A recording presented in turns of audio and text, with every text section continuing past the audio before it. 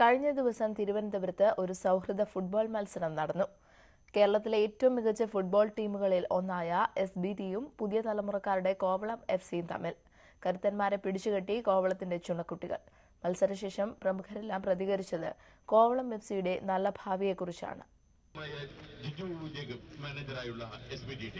90 minute നീണ്ട സൗഹൃദ മത്സരമെന്ന വിളിപ്പേര്. പക്ഷേ കളത്തിൽ കണ്ടത് ആവേശ പോരാട്ടം.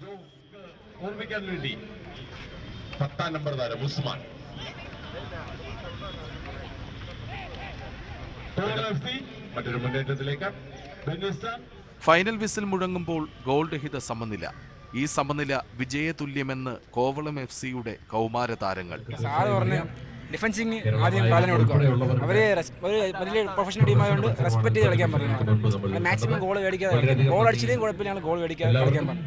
SBTയോടെ ഒന്നിൽ ഗോൾ അടിച്ച് ജയിക്കുക, അല്ലെങ്കിൽ സമനില മേടിക്കുക. അവർ വെൽ എക്സ്പീരിയൻസ്ഡ് പ്ലേയേഴ്സാണ്. ഒരുപക്ഷെ 7-8 സന്തോഷ് ട്രോഫി കളിച്ച പ്ലേയേഴ്സാണ് അവർ മൊത്തം കളിക്കുന്നത്.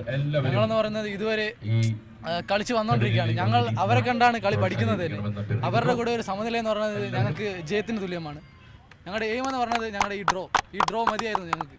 അവർ ഗോൾ അടിച്ചില്ല എന്നതാണ് ഞങ്ങളുടെ ജയം. ഇതുവരെ ഒരു പ്രധാന ടൂർണമെന്റ് കളിച്ചിട്ടില്ലാത്തവർ SBTയെ പിടിച്ചുകെട്ടിയത് നല്ല കളി പുറത്തെടുത്തിട്ടാണെന്ന് മുൻ ഇന്ത്യൻ ക്യാപ്റ്റൻ ജോ പോളഞ്ചേരി. അട്രാക്റ്റീവ് ഫുട്ബോളാണ് കോവളം കളിക്കുന്നത്. കാരണം ഒരുപാട് എക്സ്പീരിയൻസ് ഉള്ള പ്ലേയേഴ്സ് ഇല്ല അതിൽ.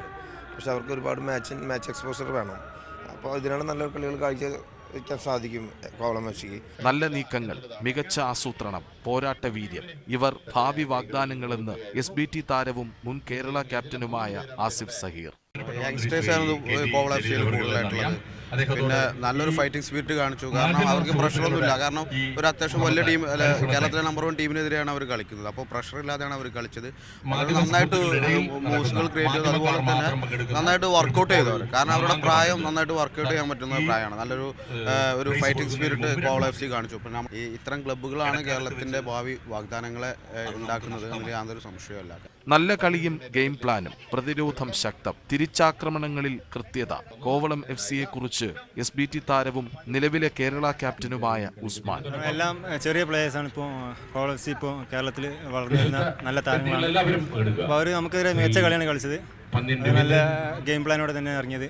ഓവറായിട്ട് അറ്റാക്ക് ചെയ്തില്ല. അവർ അവരുടേതായ കളി കളിച്ചുകൊണ്ടാണ് കളി 0-0 ആണ്. എന്തായാലും മികച്ച കളി കളിച്ചിട്ടുണ്ട്. ഒട്ടും ഉഴപ്പാതെയാണ് കളിച്ചതെന്ന് ഉസ്മാൻ പറഞ്ഞു നിർത്തുമ്പോൾ അത് കോവളം FCക്ക് കിട്ടുന്ന ഗുഡ് സർട്ടിഫിക്കറ്റ് ആണ്.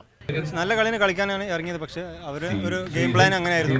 ഡിഫെൻസീവായിട്ട് അധികം അറ്റാക്ക് ചെയ്യാതെ കിട്ടുന്ന ബോൾ കൗണ്ടർ അറ്റാക്ക് എന്ന രീതിയിലാണ് അവർ ഇറങ്ങിയത്. അവരതിൽ വിജയിക്കുകയും ചെയ്ത് അവർ എന്തായാലും മികച്ച കളി തന്നെയാണ് കാഴ്ചവെച്ചത്. പ്രതിരോധമാണ് കരുത്തെന്ന് കോവളം ക്യാപ്റ്റൻ അതീഷ് അടിവരയിടുന്നു. ഞങ്ങളൊരു ഡിഫൻസീവ് കളിയാണ് കളിച്ചത്.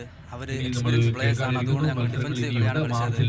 ആരൊക്കെ പുകഴ്ത്തിയിട്ടും തൃപ്തി പോരാ കോവളം ടീം മുഖ്യ പരിശീലകനും മുൻ കേരള താരവുമായ എബിൻ റോസിന്. അത് കുട്ടികളോടുള്ള ഒരു സെന്റിമെന്റൽ വേലായിരിക്കും. ഞാൻ ആസ് എ കോച്ച്, കോവളം FCയുടെ കോച്ച് എന്ന നിലയിൽ എനിക്ക് പറയാനുള്ളത്, നമ്മളെ ഈ ഡിഫൻസിൽ നിന്ന് സെറ്റ് ചെയ്ത് വരുന്ന ഒരു ഗെയിമാണ് നമ്മുടെ. പക്ഷെ ആ ഒരു ഇത് വീക്ക് ലിങ്കായിട്ട് മാറി. പക്ഷെ കൗണ്ടർ അറ്റാക്ക് അവർ ഓക്കെയാണ്. കൗണ്ടർ അറ്റാക്ക് നമ്മൾ പ്രിപ്പയർ ചെയ്യും. അതാണ് നമ്മുടെ ടാക്ടിക്സ്. അല്ലെങ്കിലും കോച്ചുമാർ അങ്ങനെയാണ്. നല്ലതെന്ന് സമ്മതിച്ചു കൊടുത്താൽ മെച്ചപ്പെടാനുണ്ടെന്ന സത്യം തിരിച്ചറിയാതെ പോകും താരങ്ങൾ. കോവളം FCയുടെ കുട്ടികൾ വിരൽ ചൂണ്ടുന്നത് നല്ല ഭാവിയിലേക്ക് മാത്രമല്ല, ഞങ്ങളെപ്പോലെ ചിലർ ഇവിടെയുണ്ടെന്ന ശരിയായ ഓർമ്മപ്പെടുത്തലുകളിലേക്ക് കൂടിയാണ്. Sports desk, news 18.